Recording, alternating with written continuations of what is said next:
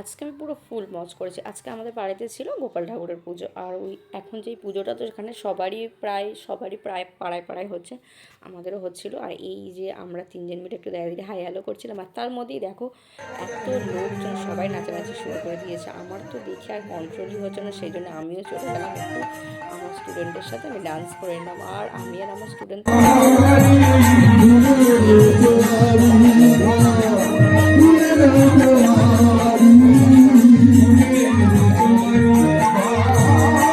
দুজন। আর আমাদের এই নাচানাচির পরেই না একটা কাণ্ড হয়ে গেছিলো, আর তোমরা নিজেরাই দেখো। এই যে এনার না অ্যাকচুয়ালি কী হয়েছিল জানো তো, ইনি মানে ঠাকুর এনার মধ্যে চলে এসেছিলো। সবাই বলছিল যে হ্যাঁ এগুলো হয়, আমারও মনে হচ্ছিলো, বাট উনি এমন এমন এমন কটা কথা বলেছিল না, যে সবাইকে মানতে বাধ্য যে ওনার মধ্যে সত্যিই ঠাকুর এসেছিলো। আর তারপরে তোমরা নিজেরা শুনে নাও।